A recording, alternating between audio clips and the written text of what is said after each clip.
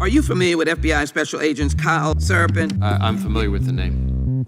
Is that yes? I'm familiar with the name. Familiar with the name. Familiar with the name. Let's bring in Kyle Seraphin. He's the FBI whistleblower who helped expose government censorship of our First Amendment rights. Now, we only have this memo because a recently suspended FBI agent called Kyle Seraphin brought it to the public. We're grateful that he did. Kyle, thank you so much for joining us tonight. He's the host of something that strangely is called the Kyle Seraphin Show. Kyle Seraphin, I can't thank you enough for speaking out. I knew you guys were out there, and I knew it was just a matter of time, but you got a lot of guts putting your face and your name to this. You're doing a service on behalf of the American people, and from the bottom of my cracked and broken heart sometimes, thank you very much. Take a look behind the curtain with a real whistleblower and American patriot. Prepare to embrace the uncomfortable truth because this program has no time for comforting lies. Here is civil liberties enthusiast, Second Amendment defender, and recovering FBI agent Kyle Seraphin. Well, hello, my friends. Welcome to the Kyle Seraphin Show. Today is Monday. It is April the 22nd, and we are on our 291st episode, which means we have been doing this for just a little bit of time and trying to get better every single day. We hope that you guys are doing well. You can join us over on rumble.com/Kyle Seraphin. That is the little button I just pushed right there. You can give us a like on the channel. You can subscribe to the channel if you so choose, and you can also be notified when we go live. Yes, we are live over on YouTube. We are live over on Facebook, although I don't think anyone's ever watched it on Facebook. I have absolutely no idea. And we are on X or Twitter.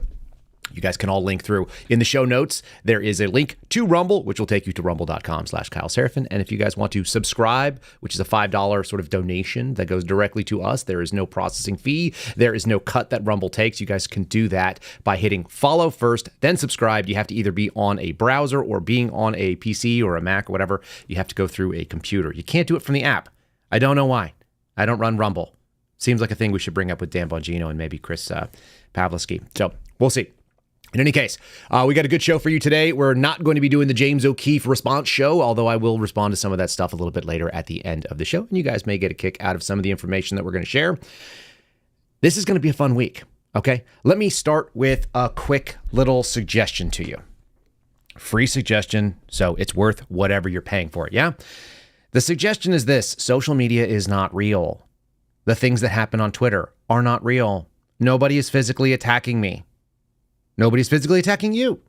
Even your ideas that are written up on social media, they're not you. They're just things you put out into the world, and people agree with them or don't agree with them. And the nice thing about having ideas in the world is that we have the opportunity to disagree politely or not politely, as the case may be, but it doesn't cause any physical damage to you. And that's worth remembering. I'm doing a new thing. It's an old thing that I'm bringing back. I used to be really good about it. I let my boundaries slip, and I recommend you guys do something similar. Find a day when you disconnect. Don't listen to podcasts. Don't listen to news. Don't listen to anything. Don't get on your social medias. Don't check your Facebook groups and all the other stuff like that. Just stay away from it and go be present in the world. The sort of millennial version of it, or the Gen Z thing, is the go touch grass. I recommend go touch kids, like your kids. Go be around your kids, your friends. Go get a beer with people that are real human beings, and then just talk about regular stuff like we used to do. Such a good idea. Yesterday, I went to church with my family, and then we got to come home, and then we kind of hung out. Then we played in the front yard. We watched a movie at night. There's still all the drama that goes on with kids. We went for a bike ride. My middle daughter was able to do her longest bike ride ever. We went for like a 2-mile bike ride, and I went out there and filmed her and put a little, camera mount up. These things are way more interesting to me than fights with idiots on social media, which I did get involved in over the weekend. So we will talk about it. All right. Before we get too deep into the show, I want to say thanks to the sponsors who allow me to come out here and share information with you. By the way, folks, we've got some stuff that nobody else has today, except members of Congress. So stay tuned. It's coming fun. And it just implicates my ex-girlfriend, the FBI, in all the things they're doing. If you guys want to know how to prepare yourself against God knows what's coming, you can do so by going to forpatriots.com/Kyle. Yes, that's the number 4, patriots with an S.com/Kyle. It is an emergency food, emergency tools, emergency generator company. They package their food in America. They're packed up so they last for up to 25 years. All you got to do is keep them out of direct sunlight. And then you have calories in reserve for God knows what's coming your way, whether it be logistical supply chain, whether it be hyperinflation where your money is worth nothing, whether it be, cannibals have eaten your uncle in the South Pacific. All these things. This is going to be way better, way more tasty than Uncle Bozy. And we have a new chat name that I saw, which was Uncle Bozy's Barbecue Ribs. Amazing. Thank you. Guys, if you want to not eat that and you want to not have to rely on your neighbors physically for food, you guys can actually set up your own supply at forpatriots.com/Kyle. Again, forpatriots.com/Kyle. As I like to say, you can prepare or you can repair, and you might want to just prepare. It's cheaper. It's more fun. Okay. A couple things coming out of the loop. So let's say thanks to the Catholic Vote guys. If you guys want to, catholicvote.org is where you go get the loop. I'm looking at my loop today. And it's starting off with discussions about the same thing we are. Thank you, America. America is now funding the vassal state of Ukraine. You can read about that. You can read about a Colombian rabbi telling Jewish students. This is the rabbi at the University of Columbia. We played some footage from that going on. Apparently, Columbia University in New York is having all kinds of exciting anti-Semitic feelings. Some stuff about Pope Francis, how to be a Catholic school that's living the mission, so on and so forth. All kinds of things. Bill Maher going up against Hollywood pedophiles. We'll talk a little bit about pedophiles later on today, too. So all of that stuff you can find in today's loop. Go to catholicvote.org, catholicvote.org. Click Loop Me In by giving them your email address, or you can just go to catholicvote.org/loop. L-O-O-P. Yeah, that's what I'm saying. L-O-O-P at the end of it, and you will be able to get the loop without even signing up if you want. So if you just want a great news aggregator site, check that sucker out, and you'll be in good shape. Let's get going right away. This came out, I believe, on, was it Thursday or Friday? But it's still fun. I think it was Friday. From the New York Times. The New York Times... And this is two lovely, lovely men, Glenn Thrush, who I'm not familiar with that much, but Adam Goldman, a deep state mouthpiece, has stated that there is, in fact, no bias in the FBI report on Catholic extremists. You guys remember that that's something I shared about a year and change ago, that the FBI was going to be investigating Catholics? Let's say like the fifth or the eighth whistleblower activity that I did. I'll tell you a little bit about what's going on there. But of course, you'll not be shocked to find out that the government has investigated the government and found that the government engaged in no wrongdoing and therefore holds the government blameless. Knock yourselves over with some feathers, as Steve Friend likes to say. I cannot fathom how we live in a world where we have zero accountability. We think that it's going to work, and then we're not just totally bored with the fact that this stuff keeps happening. So here's the story. A memo by the FBI. By the way, it wasn't a memo. I don't know why everyone keeps calling it the Catholic memo. It wasn't a memo. It was an intelligence product. And that means that there's analytical research. They went through sourcing, and the sourcing was garbage. The sourcing was like the Southern Poverty Law Center and The Atlantic, which are lefty sources. There was no balance in this. This was one-sided sort of hit reporting that was being done by an intel person in a forum that nobody expected ever would see the light of day. This is the real story, which we'll get to in 1 second. But the memo by the FBI warned of possible threats posed by radical traditionalist Catholics, which many of you will know as just folks who like the Latin Mass. That's not really a real thing. Traditional Catholics being radical, I don't know what makes them radical, violated professional standards, but showed no evidence of malicious intent, according to Internal Justice Department inquiry. Now, that's the Office of the Inspector General under the DOJ. You'll be also not shocked to find out that I have made reports to OIG, what we call the Office of Inspector General. So has Steve Friend, so has Garrett O'Boyle, so has Marcus Allen, so has every single person that's ever come forward with problems in the FBI. There are two major issues there. The first is that it is not truly independent because the Office of the Inspector General still reports to the guy that runs the DOJ, Merrick Garland. They are not truly an independent organization. And then the second thing is, even if they did find something, what they call malicious intent, they have no ability to prosecute.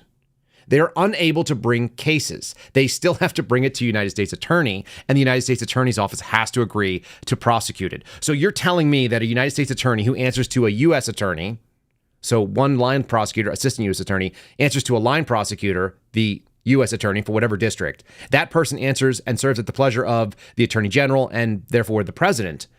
Then they're going to go out and investigate their own agencies and then bring charges against their own agencies? Not unless it suits them, folks.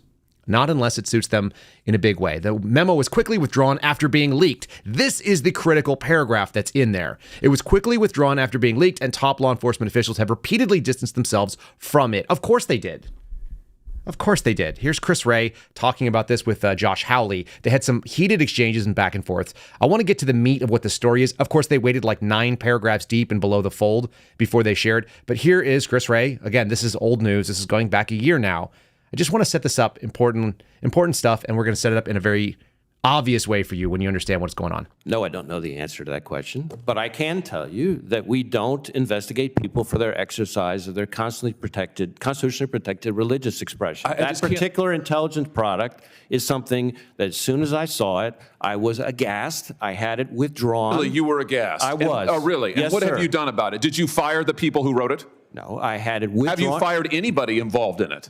Senator, if you would give me a chance to answer That's a your yes question. or a no. It's not hard. Have you fired anyone involved in the writing of that outrageous memo, about which, frankly, you've repeatedly misled the public? Yes or no? The individuals involved in that Have you product fired were anyone? Just a minute, were not found to have engaged in any intentional or bad faith conduct. And in fact, Senator, a number of the individuals involved in writing that product in the Richmond office were themselves Catholic. So the notion that they were targeting their own faith so they is have a nonsense. get out of jail free card. I see.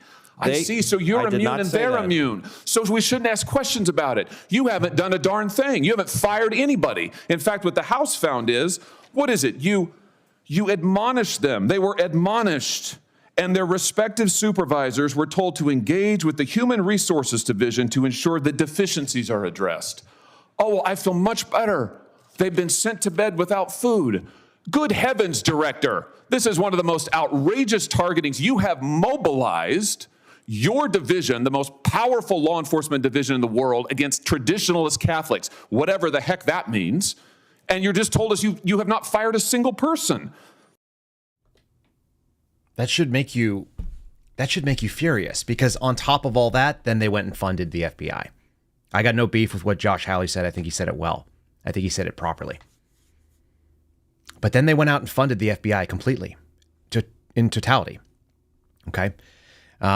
Here's what it says in this piece. It goes on, and I'm going to share with you the actual most important piece of that little blurb here, which I said is hidden down there. But it says the FBI memo, which was drafted by analysts in the Richmond office in late 2022 and completed. Here's where it gets really weird. Remember, he sent one person to bed without dinner. That's his claim. It was completed with other authors in January 2023, cited potential threats of self-identified Catholic extremists and far-right white nationalists in the run-up to the 2024 election. The authors, plural, because there wasn't just one field office that was involved in this. There were multiple field offices involved in it. Los Angeles and Portland. It sounds like Minneapolis as well. There were cases being worked on this kind of stuff all over the place. But they're not really cases as long as they don't have to ever tell you that they were cases, right? I've told you the difference between criminal cases and intelligence cases. Intelligence cases never see the light of the day. They are already classified as secret, no foreign. They're classified so that they never have to answer for them because sources and methods. The authors wrote that the overlap of these groups presented new opportunities for threat mitigation. Threat mitigation sounds like one of those things that would be one of those FBI buzzwords / statistical accomplishments. This is the stuff Steve Friend has been warning you about for quite a while now.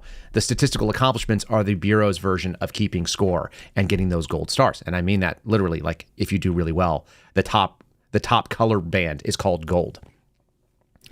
They said that they were looking for the development of confidential sources. Yes, that's exactly what it sounds like. And the exploration of new avenues for tripwires. Those are official liaisons where you set up, hey, Father, if you ever see someone that's a radical traditionalist Catholics and you think that we might need to investigate them, why don't you come to us? You know, we're on the up and up here. So that's a tripwire. Now, if you do that in the counterterrorism space for someone who says, I don't know, sells precursors to explosives, then that's a pretty reasonable technique. Lots of law enforcement does it. When you're doing it inside of a church or a mosque or a synagogue, you're violating the First Amendment, I would suggest to you, if that's the reason why you're there. Because the thing that connects everybody is that their religion is there. You got to find another way. It's not supposed to be easy to be a law enforcement officer. The memo was known as a so-called awareness product. Yes, it was a domain awareness project. Domain is like the area which the field office operates in. It was written by leaders. Let me read you what's on the screen right now for those of you who are listening.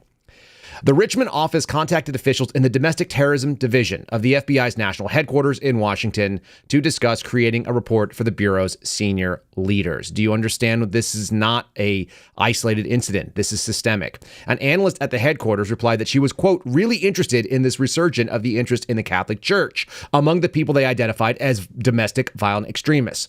But the effort was dropped when the memo was made public, the Inspector General found. How on earth are you going to claim that this is not malicious intent? How do you do that? How can you say that it's not malicious intent when there was a high excitement in the analysts in headquarters who were interested in a resurgence of interest in the Catholic Church? Direct quote from them, from the report. And then they go on in this piece to talk about how they identified a guy named Javier Lopez, who was indicted on federal weapons charges, and he attended one of the churches. So therefore, they've basically tried to cover it up. The New York Times is an apologist for the deep state. Specifically, guys like Adam Goldman do apology work on behalf. They go out and justify what should be obvious First Amendment violations, and it used to actually matter to people on the political left as well. They used to know that if you go after some religion, you go after all religion. I'm going to play you another clip from Chris Wray talking about whether priests should be informants, whether you should be trying to recruit them. By the way, they tried to recruit priests. They tried to recruit some people in a choir. This happened in multiple field office areas. This was a big problem. The OIG failing to hold anybody accountable is the other problem. The first shoe is that the FBI is willing to engage in this sort of malfeasance. The second version of it comes down to the fact that there is no accountability. And this is why we are where we are today. Do you think priests should be informants inside the church, Director? We do not recruit, open, or operate confidential human sources to infiltrate, target, report. But that's not what this said. It sounds like you were trying to do it in Richmond, Virginia. No, sir. No, sir. You weren't? This didn't happen? You can assure us that this didn't happen? That product did not, to as best as we can tell, result in any investigative action as a result of it. None. So you got to take the man at his word, which we shouldn't. And then you just have to look at their actions. And like I said, it's nice that Jim Jordan is really rough on this folks that show up there. It's nice that he talks hard, says big words and mean words. He's got a really aggressive tone, but there's no action. Have we noticed that Congress doesn't follow through? Congress doesn't follow through, and they have the oversight committee. The DOJ's OIG can't follow through because they're gutless and have no actual ability to engage in the aggression that should happen, that should push back and give a guardrail to an FBI that is off the rails. That's the whole point. They're supposed to be doing this. Let me tell you a little something that nobody knows. The person who engaged in this whistleblower activity that brought this information, this Catholic memo, which was really a domain awareness product, to Congress, the person that did that was not a Catholic, was an evangelical or a Protestant, had over 20 years of FBI service with zero disciplinary record, had absolutely nothing that was a check mark, in fact, was a supervisory level or higher FBI agent. And that person was hunted down. What the FBI did was cover up and hunt that person down. And 90 days before his actual stated retirement date, he was frog marched out of the office and all of his shit was thrown in his front yard like a criminal. He was kicked out and suspended the same way the rest of the suspendables were. Because the FBI is not a serious organization that cares about doing the right thing in the right way at the right time, as you would hear Chris Wray say. No, what they're worried about is their reputation. They're more like a mafioso fraternity, a badge and gun fraternity. That is the biggest crime that you can do in the FBI is embarrassing the FBI. And that's been the case since Hoover, folks. You don't know that when you sign up and you go to Quantico. You don't know that, but you start getting that little taste. When you take somebody who's a father, who's an honorable serving veteran of our law enforcement agencies, spent decades of their life. And this person, by the way, told me prior to being thrown out that when he put his badge on in the morning, it was now a shame and an embarrassment.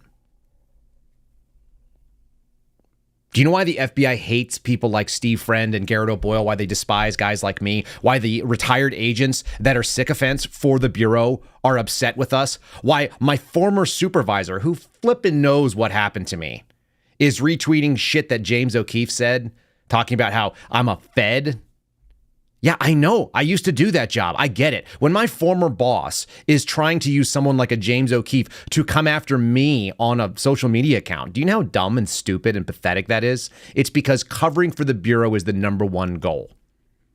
And that's what they did in this case. And unfortunately, our Congress funded it in totality. They're also doing fear-mongering right now. Chris Wray is trying to fear-monger. Now, they just got their wet dream for whatever it's worth. And we're going to show you some whistleblower stuff that's coming forward right now, like in the last couple days. All right. It's been sent over to Congress. What's wild is that they're trying to drum up this thing that we need FISA so that we can really try to prevent an ISIS attack. We got to prevent an ISIS attack in the United States, right? That's the argument they've made. I'm going to show you that the deputy director of the FBI just admitted what they've been doing with 702 FISA, as far as I can tell, in violation of federal law. That information is now in the hands of Congress. They won't do anything with it, but you might as well know that it's there.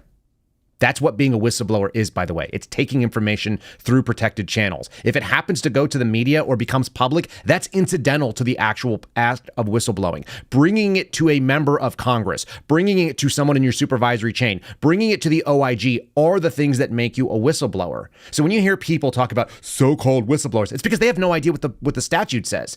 It's defined by statute. It's 5 U.S.C. 2303? If memory serves, fact check me on that, folks. But I'm pretty sure that's the FBI Whistleblower Protection Act. It was passed in 2016. It amends the previous Federal Whistleblower Protection Act, which was passed, I think, in 2012. And that's 5 U.S.C. 2302. There are things that are called prohibitive activities.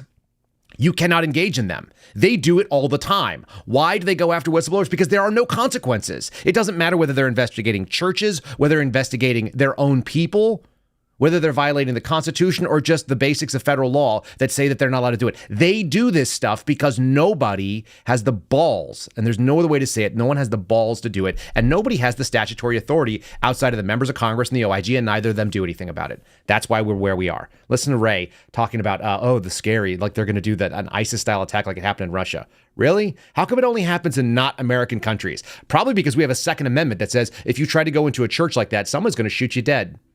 It's certainly going to happen if you come into my church. Our most immediate concern has been that individuals or small groups will draw some kind of twisted inspiration from the events in the Middle East to carry out attacks here at home. But now, increasingly concerning, is the potential for a coordinated attack here in the homeland, akin to the ISIS-K attack we saw at the Russia concert hall just a couple weeks ago.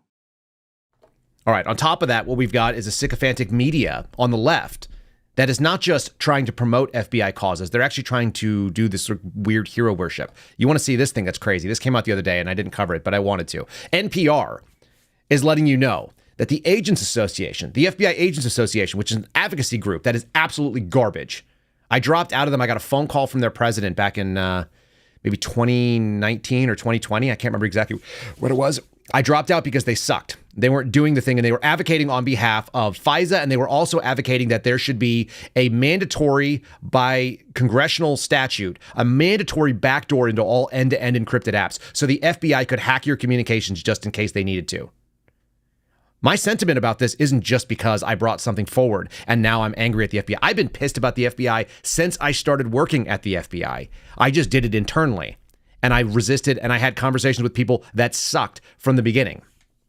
The people who ran the FBI Agents Association were advocating against what was called the Going Dark Initiative, which goes back to 2014 and Jim Comey, where they wanted a backdoor hack, an encryption key to be mandated so that the federal government could crack your encrypted comms and be able to access your communications that are supposed to be private. And then the argument that was given to me was, well, obviously you've never gone after pedophiles who are trying to hide, their sexual trafficking, or you've never tried to get a terrorist and you couldn't get access to their comms because it was encrypted. Simply because somebody is going to abuse a tool doesn't mean you outlaw everybody from using the tool. Imagine, guns is a good one, but that's one that has too much political charge. How about the concept of a lock? You can use a lock for evil. You could lock somebody in a room and keep them there against their will as long as you were able to do so, right? That would be a very evil use of locking technology. But that doesn't mean because somebody could use it to lock somebody in a room that you would never allow anyone else to have a lock and the government has to have a key to every lock ever made.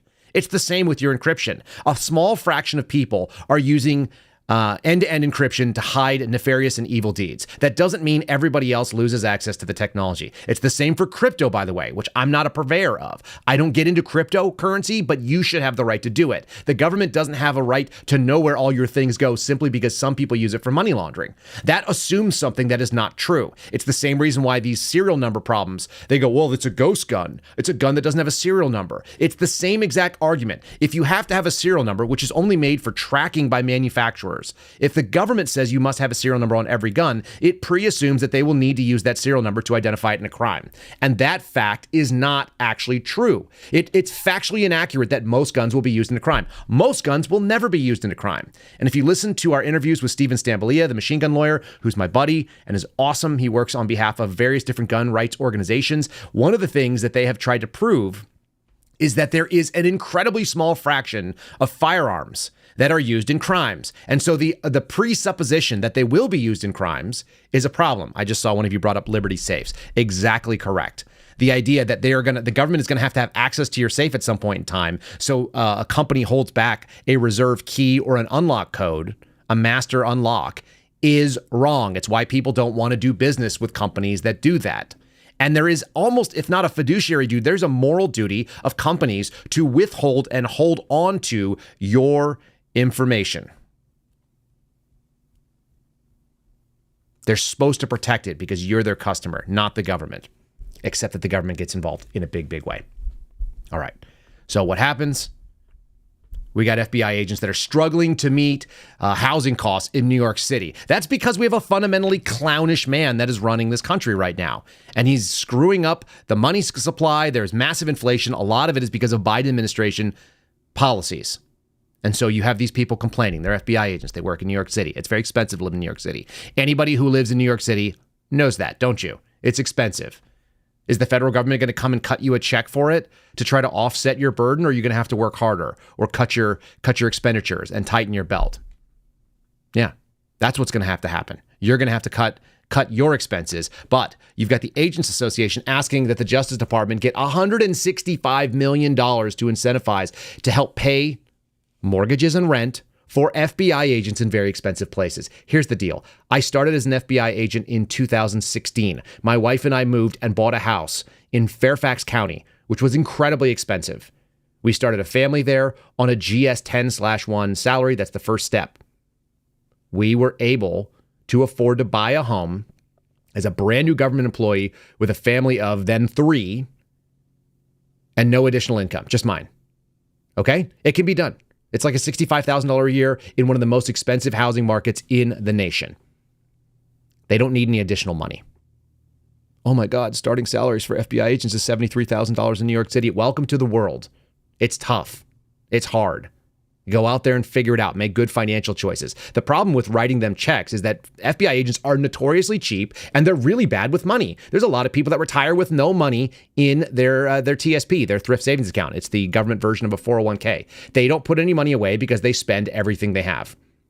I met so many agents that had 20 years in and couldn't retire simply because they had made bad financial choices. That is a national security risk, folks. That's a national security risk in a big, big way. How are we going to allow these people to go out there and not have financial stability and then have access to all of our secrets? Specifically this kind of secrets. Here you go. The Senate just passed this. Biden signed the surveillance bill over the weekend despite concerns about the privacy implications. This is CNN reporting here. They passed that House Resolution 7888. It renews FISA 702. It extends it. Lawmakers passed it 60-34. Yeah, if you do the count, that means 6 didn't vote. The House passed a new version to push it forward. It's got a 2-year reauthorization, so we're going to have to deal with this thing again. Maybe Donald Trump has an opportunity to overhaul it if he has any influence on a Congress, which I don't see happening. They're not serving us, are they? National Security Advisor Jake Sullivan applauded the reauthorization, saying that the United States is one of the most vital tools in intelligence collection. Yeah, you bet it is. Majority Leader Chuck Schumer told the lawmakers to prepare to work over the weekend, but by Friday even, had locked out a negotiated agreement to vote all day long. We persisted and we persisted and we persisted. God, I hate that word when he uses it. In hopes of reaching a breakthrough, and I'm glad we've got it done, said the New York Democrat, referencing the stalled negotiations that threatened the program. Mitch McConnell also pressed for passage of the FISA bill, which he said had a number of changes to address the abuses. Did it? They said that there were people that were fear-mongering about the legislation. Were they? Is that what was going on? It was fear-mongering? Let me tell you why it wasn't. I'm going to tell you that the FBI actually just admitted to it in an all-employee email that came out. And yes, we've had multiple sources on this. So, FBI, as you're reading and you're listening to us, this is in the hands of Congress. They know that you lied about what you've been doing. Guys, these are not liars. You guys can support our sponsors. PatriotCoolers.com. Go to PatriotCoolers.com. You can get one just like I'm rolling right now. This is the 19-ounce coffee mug. It fits in every single vehicle. I used to rent vehicles for a living when I was working on surveillance, and we used to always make sure that you could fit stuff in the cup holder. One, we'd run a tablet system for our Blue Force tracker, and the other one is always a coffee mug. It's a requirement if you're working surveillance. You can get a tumbler, a custom tumbler indeed, at PatriotCoolers.com. Use the promo code Kyle, Kyle. That'll save you 10% on any purchase you make, including their hard-sided coolers, which I have. They're 50 quart, they're biggest. They have soft-sided coolers. I've got one of those as well. I think it holds something like 17 beer bottles. It's very cool. I got a backpack as well that you can use to keep snacks for kids. If you guys want to go out there on a bike ride with your kids and not have everything melt, that's a good option. Go to PatriotCoolers.com to support our program if you guys are in the market for high-quality equipment that does what everybody else's does. It just says Patriot on it, and it's much more patriotically themed, and they're in Texas, America. In Houston, promo code Kyle, $50 or more, you get free shipping. Okay, let's keep pushing forward on this because I wanted to share this. You guys ready? Kaboom. What are we looking at here? We are looking at a message from the Deputy Director, Paul Abate, of the FBI.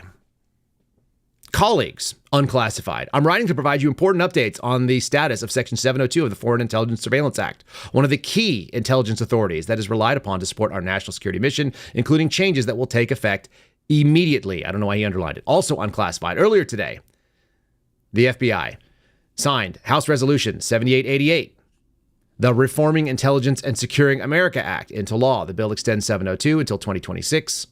It codifies the reforms that we have made at the FBI over the last few years, requires a number of reforms. Critically, the final bill did not include the amendment. Look at this. Critically, the FBI did not include, the final bill did not include an amendment that would have added the so-called warrant requirement for U.S. person inquiries, something that Director Wray testified would amount to rebuilding a pre-9/11 wall between the intelligence agencies and law enforcement.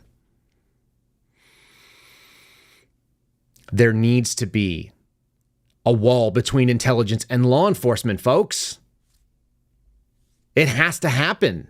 We cannot have intelligence agencies that have the ability to arrest you. They're called secret police forces. They have been antithetical to liberty as a larger sort of concept for the last couple hundred years. Anytime that you had these secret police operations that could use extrajudicial powers to search things without a warrant. Our founding fathers are very specific about this. It's not very hard. If you have probable cause to believe that there was a federal crime in progress, go and get a flippin' warrant from a magistrate judge. They'll meet you anytime. You can swear it out remotely because of COVID.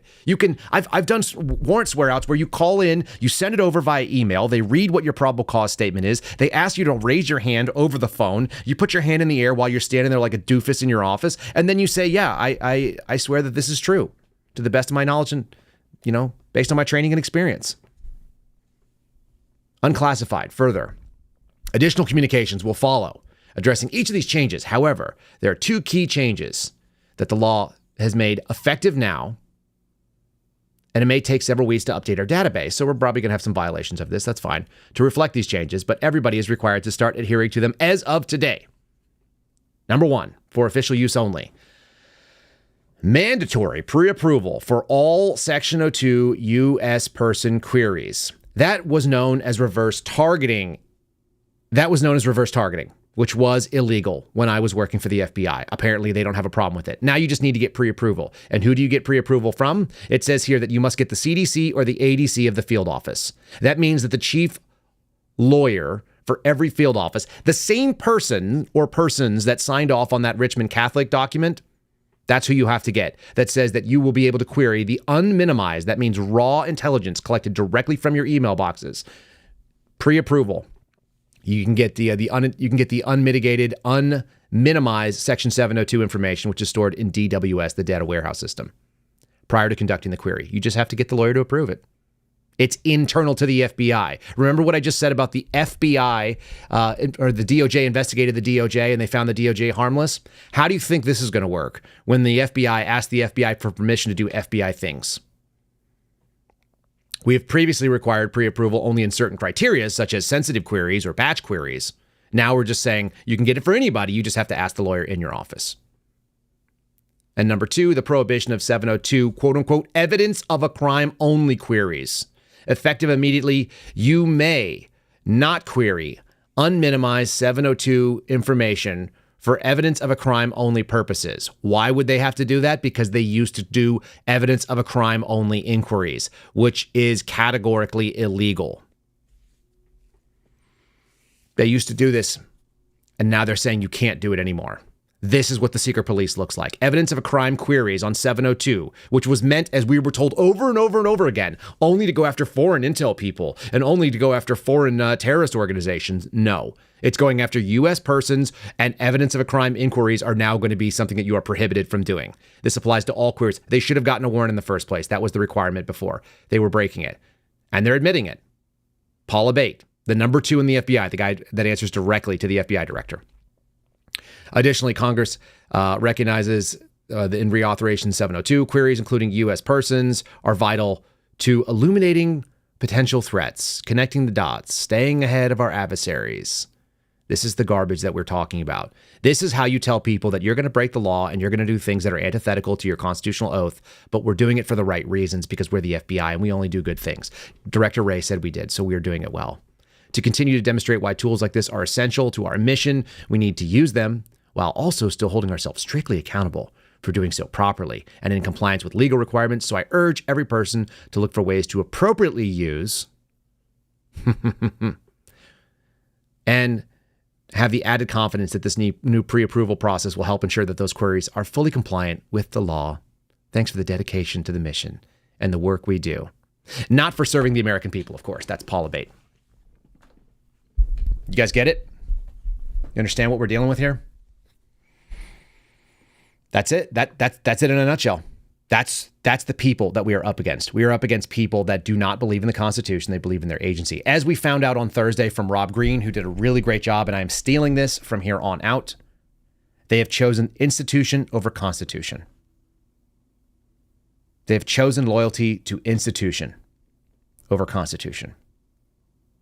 And that's where we lit. That's how you get that email acknowledging that there were criminal activities that were happening that didn't hold anybody accountable. They got a stern talking to. Chris Wray told you. They went to bed without dinner. Man, it makes me want to puke. It really does. Like, it's so nauseating, the ability that admission that they are doing conduct and they are searching U.S. persons in that way. Bizarre. It's a bizarre time to be alive. Let's talk about Ukraine. That's the fundamental, that's the focus of today's thumbnail. The Ukrainian president gives a hearty thank you to Congress and Biden for the billions he's about to receive. This is coming in from Red State. Appreciate that. Vladimir Zelensky, Ukrainian president, appeared on Meet the Press Sunday and expressed his appreciation to Joe Biden and members of Congress for supporting an effort to send more military aid to the country as it continues to fight to repel the Russian invasion. Zelensky's comment come after the House passed a bill that will send over $60 billion in Ukrainian aid. I think it's like $64 billion. Wildly enough, that's more money than we spend on our entire United States Marine Corps. Yeah. So you are now founding a foreign government more than you are one of our most important branches inside the Department of the Navy. In the interview with host Christian Walker, Ukrainian president started by saying thanks to the Congress for the bipartisan support, also thanking House Speaker Mike Johnson and Joe Biden. He said, this support will really strengthen the armed forces of Ukraine and that the country would have a chance for victory if Ukraine gets the weapon systems we need so much. We need so much. Is there any chance that Ukraine is going to be able to fight off Russia, or are we just slowly prolonging the inevitable here? I can't see how it's working. I don't see it's feasible. This was the response, by the way, of passing the bill in the House. Some lady was walking around handing out flags so that when they voted aye and they read the vote that Speaker Johnson could get this visual. Does this make you want to puke? If this isn't America Last, I don't know what it is. I don't know what else you would call this. A man who stepped up and said, I'm an America First speaker. The first two priorities, he said, was that we've got to get money to Israel and we've got to get money to Ukraine.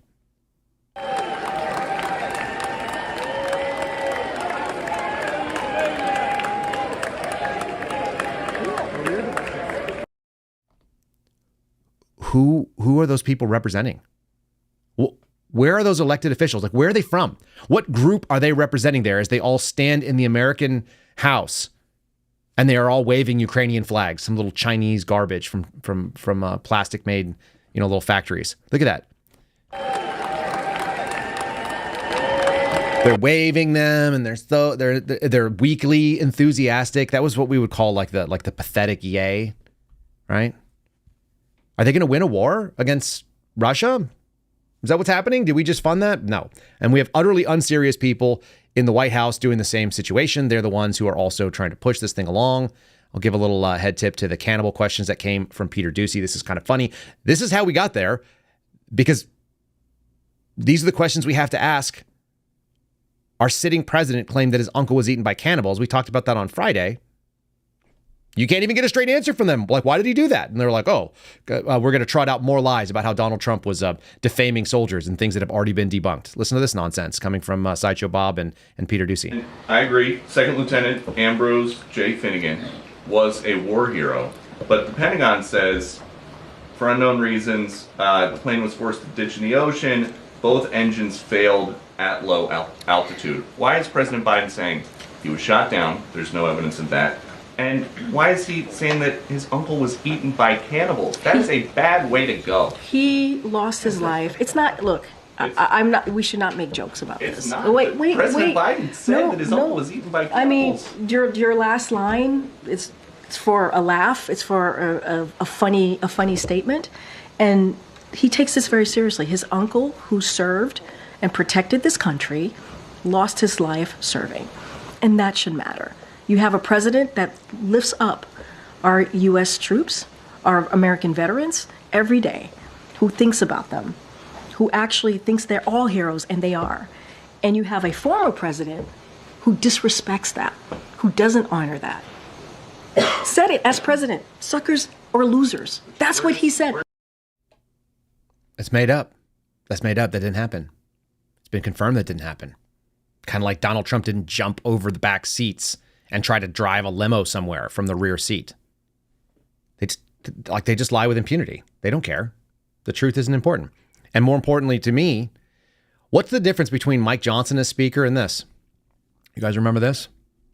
There's Kamala Harris, Nancy Pelosi, and they're holding a Ukrainian flag that's been autographed, and Zelensky addressing a joint session. What's the difference? What's the difference with having Republicans in charge, huh? Is there any upside to electing people that are just going to throw our money into this meat grinder that's killing off a bunch of the young men in Ukraine? They're devastated. And can they win? Do they have any possibility of winning there? I'm not just asking questions. I'm just saying I don't get it. And then meanwhile, you'd think that the one branch that should be out there that would be able to play referee in all this game, right? We've got the executive that's run by Biden right now that's doing wild stuff. That's where the FBI lives. You've got Congress sending money where we don't want it. How about the judicial branch? What about the Article 3 guys? Right? Article 1, Congress, Senate. Article 2, President, executive agencies. Boom, Article 3. How about them? Are they squaring it away? Is the Supreme Court solving problems? This is an old article, but it continues to be the case. Do you remember Chris Wray stating emphatically that we do not investigate religious organizations simply based on their religion? Did you hear him say that? Then what the hell is this? It's coming from Reuters from March of 2 years ago. The U.S. Supreme Court rules for the FBI in a Muslim surveillance dispute. You don't have to like Muslim people. You don't have to like the religion. You have to know that they are constitutionally protected under the First Amendment. The government doesn't get to describe or decide what are good religions, what are bad religions. They don't get to decide that Catholics are bad religions and Muslims are bad religions, but other ones are okay. That's not appropriate. They don't get to decide who is and who is not the free press. for all my disagreements with someone like a James O'Keefe, who I don't like personally. He has the right to be a journalist or even be a bad journalist. He is the press because the press has no delineator that the government gets to weigh in on. That doesn't turn out to be the case in the Supreme Court.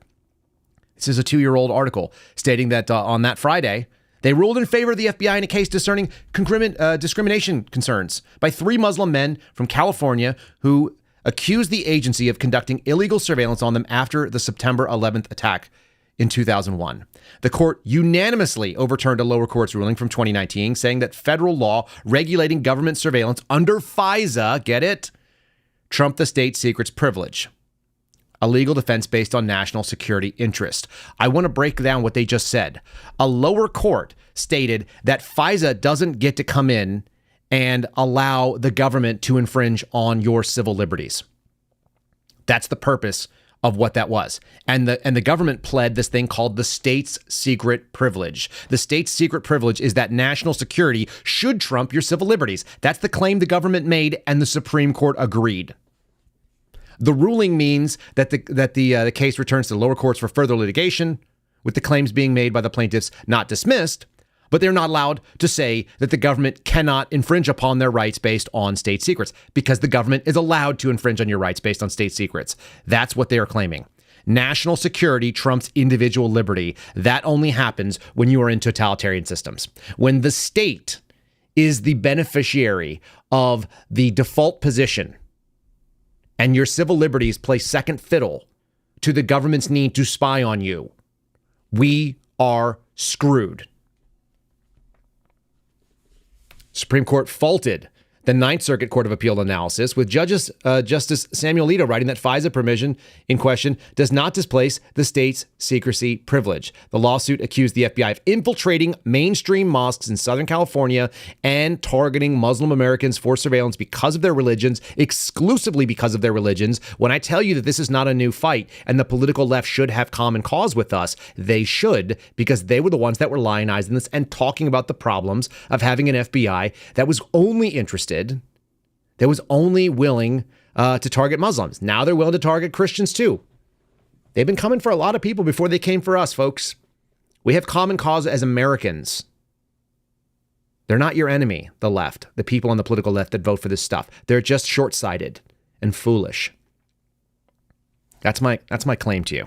There's plenty more here. You guys can go find this open source casing. We'll talk about it with Garrett O'Boyle one of these days, or I'll get the AMRAD guys to discuss it. If you're not following the AMRAD pod, the American Radicals, go to AMRAD pod. It's at AMRAD pod on X, and it is it's available on Rumble. It's rumble.com/AMRAD, RAD, pod, POD. That's Steve and Garrett. They talked about this. Garrett actually worked with one of the women who was the investigators on this case. They infiltrated these cases by sending in a bunch of dudes that were trying to radicalize people in the Muslim mosques. And they were FBI CHSs, professional CHSs nonetheless. And they went out there and tried to do it with it was called, I think it was called Operation Flex, if memory serves. I did a whole podcast on this at one point. Check it out. It's worth knowing. They've been doing this for a while. This is not a new game. This goes all the way back to 2006, and I'm sure it happened before then. That's the radical part. All right. Let's say thanks to the folks that are our affiliates out here. This is our affiliates, Matt Hat Jerky. I just got some more. You guys are putting in orders, and I'm seeing them come in, and I'm kind of jealous because mine are about to run out. I'm going to have to do a new order. It's matthatjerky.com/Kyle. Again, it's Matt, M-A-T-T, hat, H-A-T, jerky, Jerkey. I don't know why I'm spelling it all out. matthatjerky.com/Kyle. Get yourself one of these. That's on this site, isn't it? Where is it? The shoulder? Yes. The USDA Prime Pack. It's my favorite. It's the most tender, moist jerky you'll ever get. Highly flavorful. If you guys want to get one of the 12-ounce bags, once you figure out what you're into, you can buy the sampler pack and then kind of sort them out, and then buy the ones you like the most in a big bag, and they'll last you a little longer. Use promo code Kyle, K-Y-L-E. That's 20% off at checkout, so that's a good deal for you.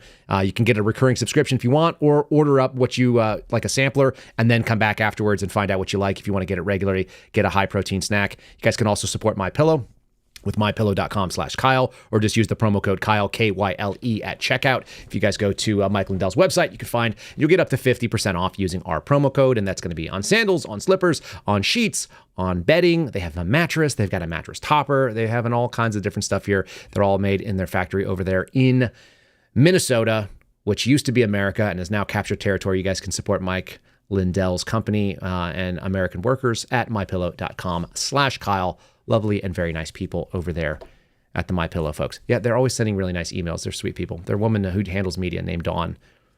Really, really charming person for whatever that's worth. Mike always is funny too. You guys know what I think about that. All right, let's keep pressing on. This is my problem. This is why I'm in a hot water seat with some of these people that are like so-called right-wing influencers. I hate this shit. I absolutely despise when we have people that are so-called conservatives that are arguing non-conservative positions. And a lot of them tend to be some of these goofy women, but some of them are just women suck-ups. This is Laura Loomer's tweet right here. It says, quote, if you're living in the modern world and you want to have kids with the divorce rate being over 60%, you should get a prenup and establish a contract before you have kids outlining what will happen if you get a divorce so there are no surprises. Don't gamble your life. She means with your life, of course, but that's what she said, end quote.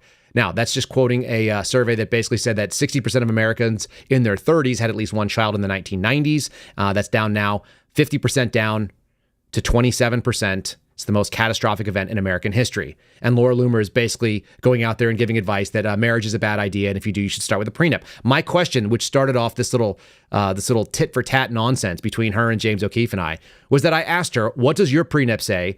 And how, where will your kids be living if you get a divorce? And the fact of the matter is she's an unmarried 30-something-year-old woman who has no children, and she has no interest or knowledge in this topic. So maybe I'm just asking a simple question like, hey, Looney Tunes, maybe stay in your lane. Maybe stop trying to be whatever it is you're doing and go out there and get married.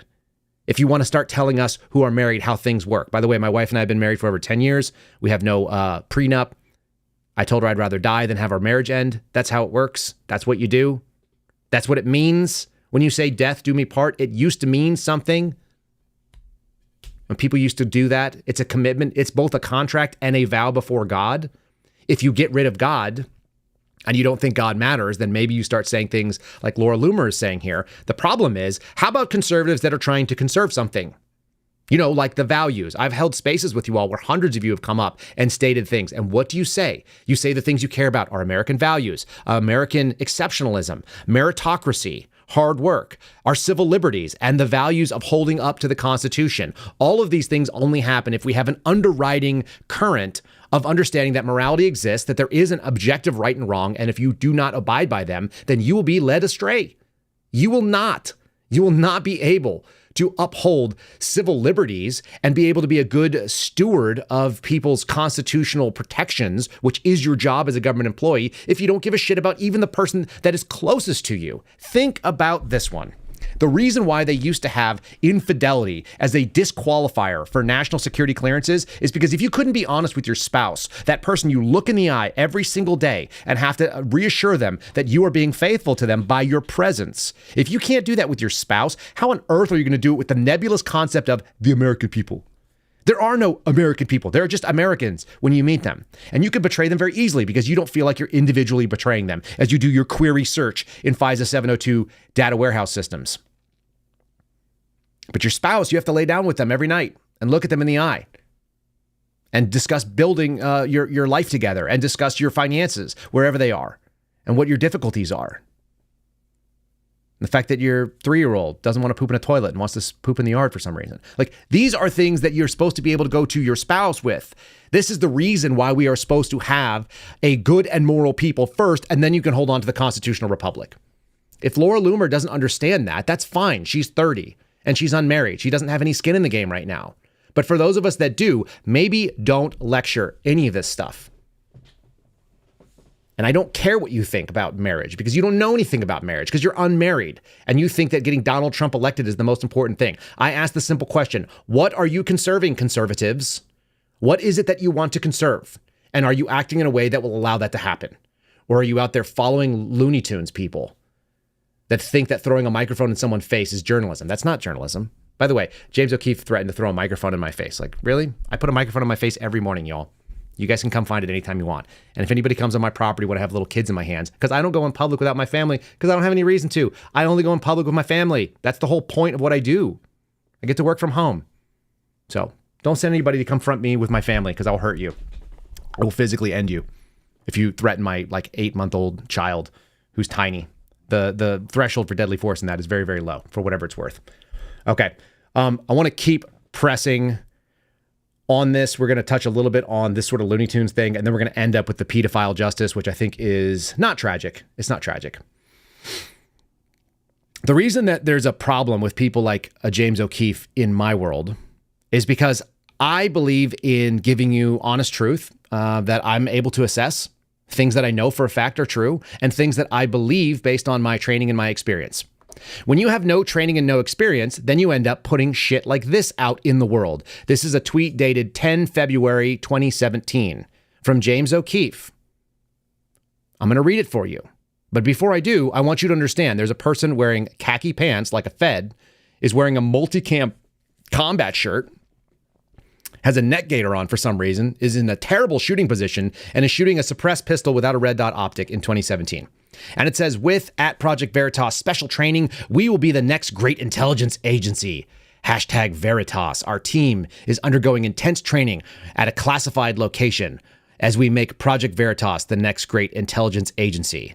This stupid shit is called LARPing, live action role playing. Because as we talked about on Friday, when somebody is an actor and the role that they choose is journalist, then they also might think the role that they could choose is spy. I met with people at Project Veritas. I was there with them in Phoenix. I was at their after party. I talked to their undercover journalists. They believe that they have training in OPSEC and they have training in field craft, in intel operations. They don't. They have pretty girls that go out and sit down on dates, and they have dudes like James O'Keefe who sit down with men, and they elicit information using, either the honeypot or the honeydicking attempt. This is not a serious group of people. You don't get to be a great intelligence agency as like a non-profit. Why are they shooting suppressors? Nobody serious engages people with suppressors with neck gaiters on while holding that shitty shooting stance. Who shoots like that? Non-serious people. And that's why some of the stuff that we're going to be exposing on O'Keefe is going to be uncomfortable for you all, because a lot of people want to believe in something. I get it. Here's my fundamental take on this. If you took the information that happened in 2020 and 2021 and the COVID nonsense and all of the other things where our government agencies have been lying to you and spying on you, which we've shown you through whistleblower activity, when honest people have showed you, hey, this is what's happening. And you said, I can no longer trust the government. I can no longer trust maybe my church. I can no longer trust the institutions that I believed in, the medical industry. My pediatrician is lying to me and telling me things that are false and trying to push a COVID shot on my little kid. Okay? When those people, the news media, constantly hyping garbage, when all of the institutions that people used to believe in, like it must be true, it's on television, like, it's on the internet. All of these sort of things were slayed in 2020 and early 21. COVID was actually the great awakening, if not the great reset. It shut down our ability to blindly trust in institutions. And I'm guilty of that too. There were things that I was like, yeah, why would my doctor lie to me? They must know what's going on. Obviously they don't. We know that now. They're all willing to take a paycheck and just kind of turn the other way. So were my colleagues, which shocked me, but it is the nature of the beast. When that happened, there were two outcomes. Some of our country has gone the wrong way. The right outcome is that you become skeptical of everything and prove it. You must prove it to me individually. You must show me evidence that I can go and evaluate with my own eyes. Or you do the other thing, which is what a lot of people have done, which is that I believe whatever I want. I believe whatever feels right to me. That's Laura Loomer. That's James O'Keefe. That's calling Kyle Seraphin a Fed as I sit here with an upside-down FBI badge on in a house in Texas. You think the FBI would allow me to sit here and do this podcast where I consistently rip on them and leak stuff that the whistleblowers bring to me? No, they would not. I do hours and hours of information explaining exactly how they operate because they suck. There is no PSYOP capable of doing what I'm doing right now. And I can address it head on because I don't care.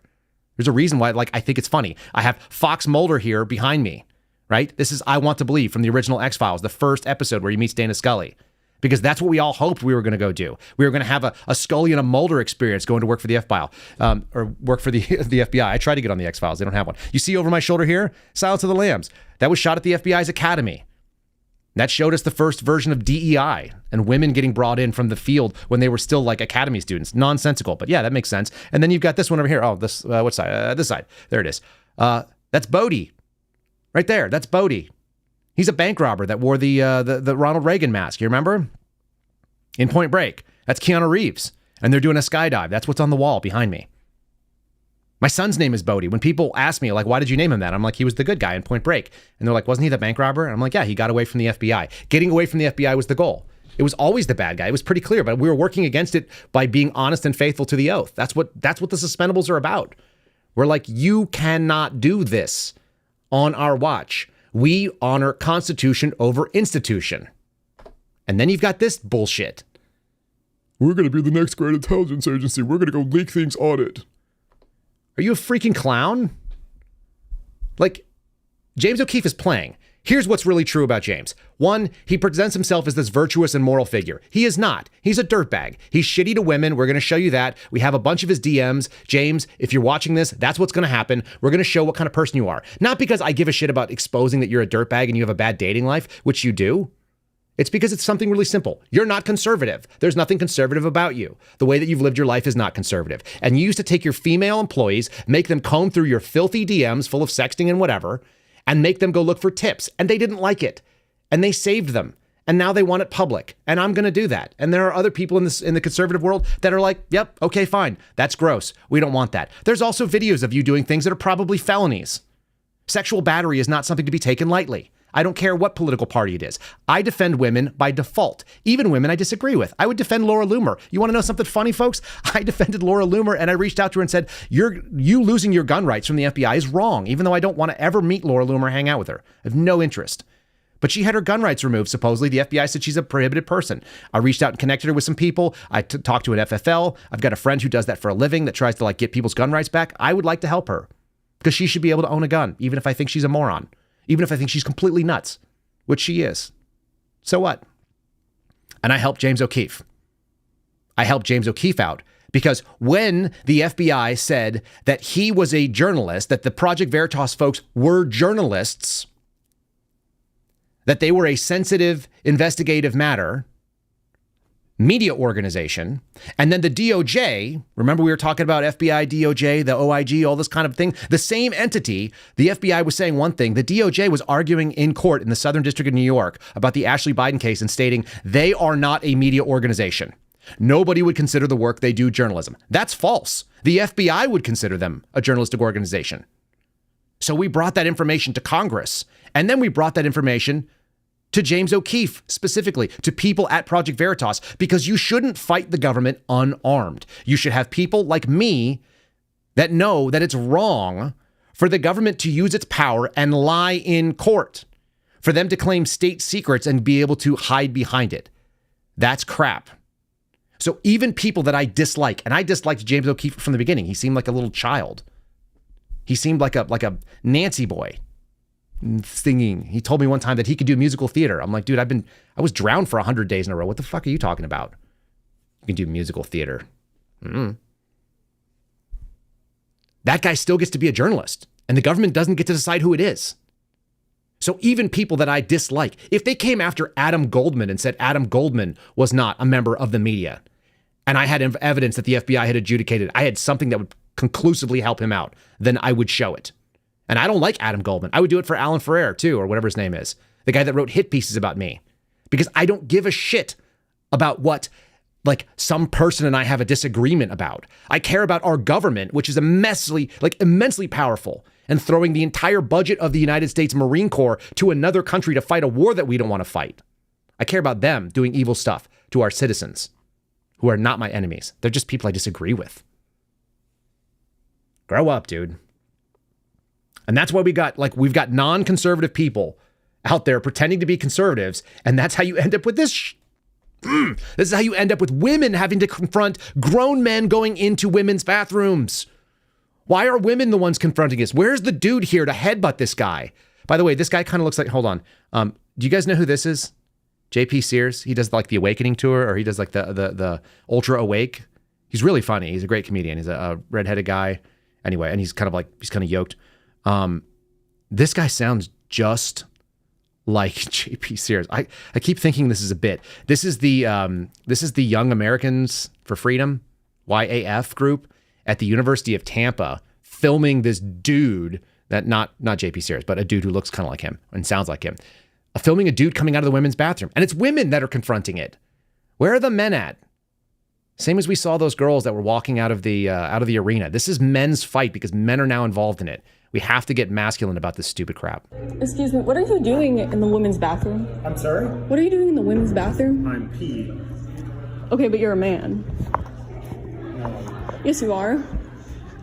You're clearly a man, and you were just in the women's bathroom. Do you know how much money I paid for this school, and now there's a man in my bathroom? Well, you should talk to the administration. Oh, I definitely will. Good. But why do you feel the need to go into women's spaces as a man? No comment on that? Do you think women don't deserve their own private spaces? Nothing? Really? Do you support women's rights? No? Okay, so there's just a man in our bathroom. That's wonderful.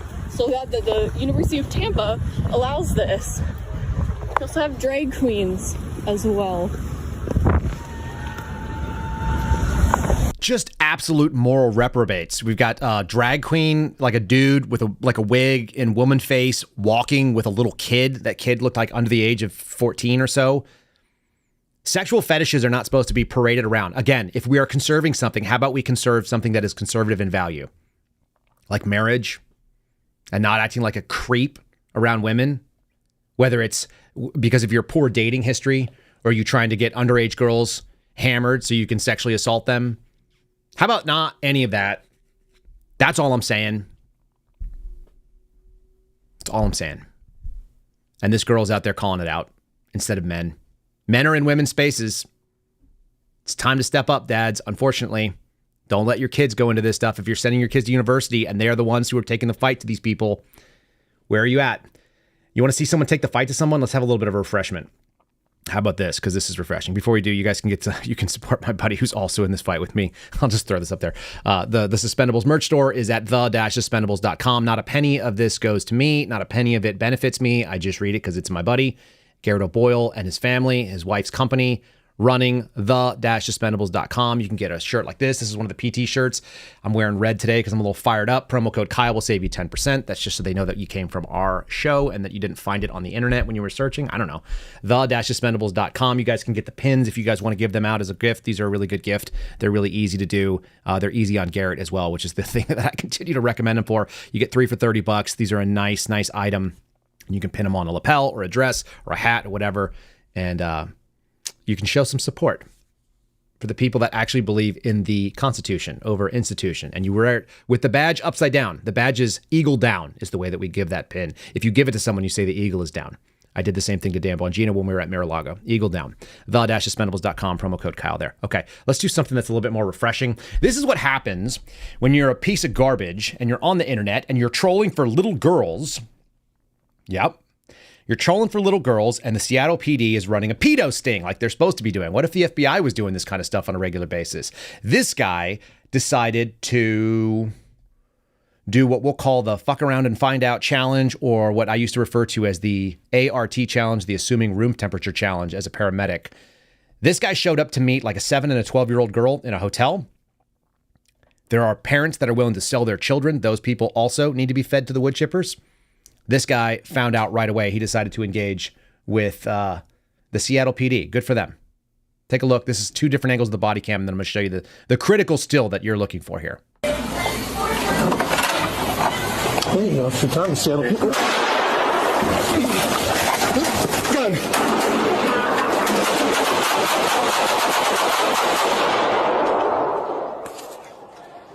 Shots fired. Shots fired. Suspect down. Help the officer. This is from the other angle. You guys are going to have a hard time seeing this too, but what you're seeing is the cops are standing inside the door. The guy knocks on the door. They open it. He starts to say Seattle PD. A gun is drawn. I will show you the gun in just a second. Looks like he's trying to bite the officer, and they put him down the way he belongs. This is what happens. Gun.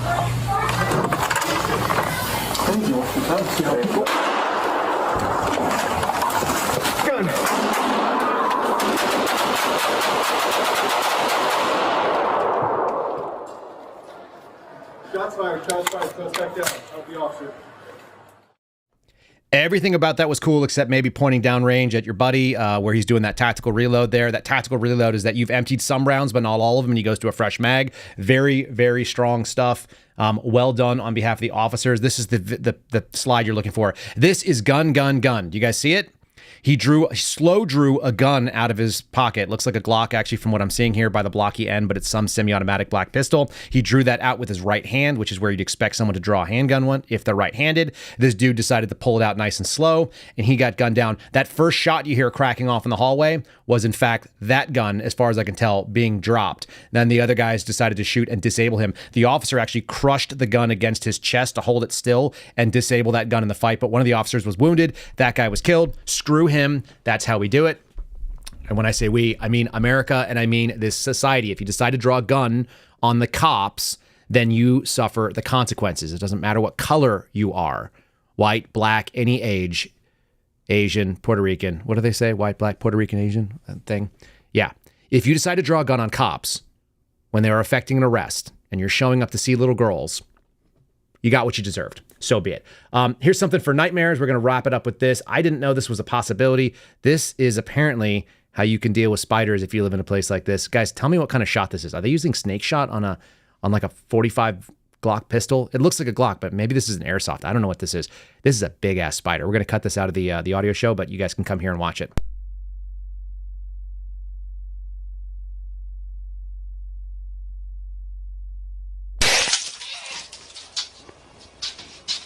Ah! What was that? How big a spider is that? So gross. I don't know why I needed that. I just needed like a little cleanse of this. It's so stupid. We're going to get into some weird stuff this week, folks. It's going to get strange. It's going to get uncomfortable. If you're watching this and you're pissed at me, and you guys don't understand what's going on. Moment of Zen, and then we're going to roll out of here. Didn't they do that on the Daily Wire? Do they still do that? Or the Daily Show, the Moment of Zen? I watched this video once, and it was like my favorite. It's just, it's fishing knots. See if this doesn't mesmerize you. I'm going to play the loop twice because I just want to see it. There's like a bunch of different ways to tie a fishing knot. I didn't realize that there were some of these other ones too. Check this out.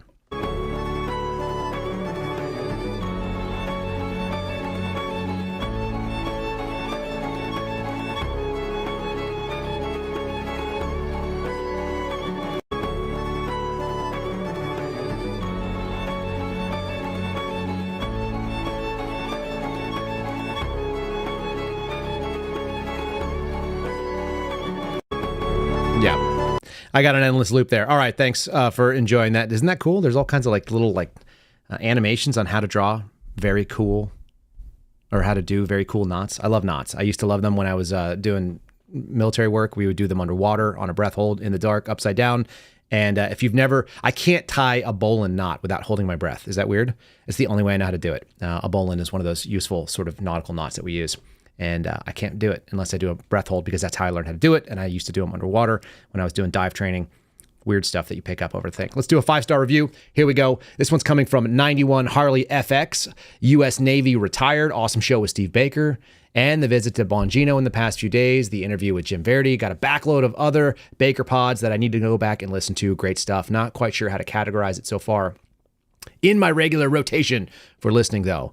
And one of the few that I'm going to elect to patronize / make a contribution to. I'll come up with a more informative, entertaining write-up at a later date. Thanks for a good show.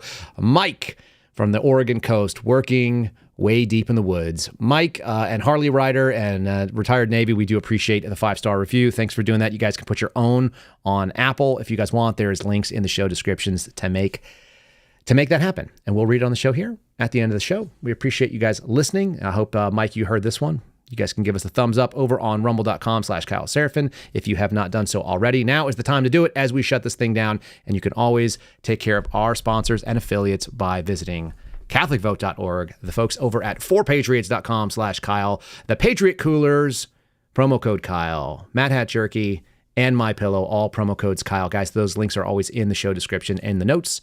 Thanks so much for watching. We'll see you again in the morning. God bless all of you. We'll do this again tomorrow. All right, see you then. Thanks for listening to the Kyle Seraphin Show, streamed live weekdays on rumble.com/Kyle Seraphin. Follow Kyle on Twitter, Truth Social, and Instagram at Kyle Seraphin.